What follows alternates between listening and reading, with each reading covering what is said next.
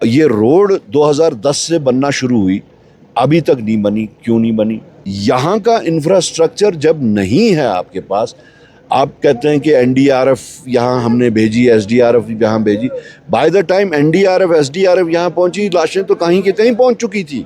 National highway क्यों नहीं आपने इसको अभी तक डिक्लेयर किया? ये डिक्लेयर हो गई होनी चाहिए थी अभी तक नेशनल हाईवे। तारिक साहब, जसोटी आए हैं आप, काफ़ी दर्दनाक सानिया है, काफ़ी दर्दनाक वाक़या है, किस तरीके से देखते हैं और क्या कुछ इक़दाम लिए जाएंगे इसमें? देखिए, सबसे पहले तो ये बहुत ही अफसोसनाक वाक़या हुआ है, एक नेचुरल कैलामिटी है और हम यहाँ के जितने भी अमवात हुई हैं यहाँ पे इस गांव में, जसोटी गांव में, हम उन सब के घर गए, उनसे इज़हार ताज़ियत किया।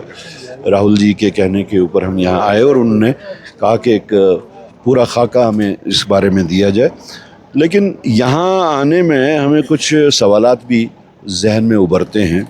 2-4 सवालात हैं जो जिनके ऊपर पॉन्डर किया जाना, जिनके ऊपर गौर किया जाना और उसका हल निकालना बहुत ज़रूरी है।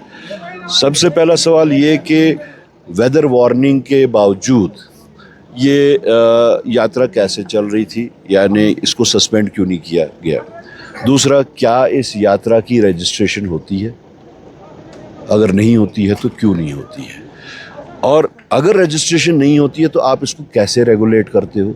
तीसरा, ये रोज़ बरोज़ इतनी पॉपुलर होती जा रही है ये यात्रा, क्या इस जगह पे जहाँ पे ये सारा इस वक्त हम लोग हैं, क्या इतना इंफ्रास्ट्रक्चर है कि इस यात्रा की कैपेसिटी? एक तो आप रेगुलेट नहीं कर रहे हो। जैसे उत्तराखंड में जिस वक्त एक पहली दफ़ा हुआ तो उसके बाद में उन्होंने रेगुलेट करना शुरू किया, 500 श्रद्धालुओं को सिर्फ डेली अलाउ करते थे। तो यहाँ तो आप विदाउट इंफ्रास्ट्रक्चर, विदाउट ए रोड, ये रोड 2010 से बनना शुरू हुई, अभी तक नहीं बनी। क्यों नहीं बनी? आगे ब्रिज है, वो अभी तक क्यों नहीं बना? क्या वजह है? क्या पीछे है उसके? और यहाँ का इंफ्रास्ट्रक्चर जब नहीं है आपके पास, आप कहते हैं कि एनडीआरएफ यहाँ हमने भेजी, एसडीआरएफ यहाँ भेजी। By the time NDRF SDRF यहाँ पहुंची, लाशें तो कहीं की कहीं पहुंच चुकी थी। काफ़ी वक्त लगता है यहाँ पहुंचने में। तो नेशनल हाईवे क्यों नहीं आपने इसको अभी तक डिक्लेयर किया? ये डिक्लेयर हो गई होनी चाहिए थी अभी तक नेशनल हाईवे। एक ज़ांस्कार का कनेक्शन है इसके साथ में, दूसरा हिमाचल के साथ कनेक्शन है आपका। तो ऐसी चीज़ें एक साइड से आप, या तो शायद आप सिर्फ ये स्टैटिस्टिक्स के वास्ते, जी इतनी टूरिज़्म हमारा बढ़ा, इतने श्रद्धालु आए, लेकिन उसके वास्ते जो बेसिक स्ट्रक्चर है वो आप लोग यहाँ पे क्रिएट नहीं कर रहे। और सबसे बड़ी बात जो है, यहाँ पे नेचर के साथ जो खिलवाड़ हो रहा है, जिसकी वजह से ये सारी चीज़ें हो रही है।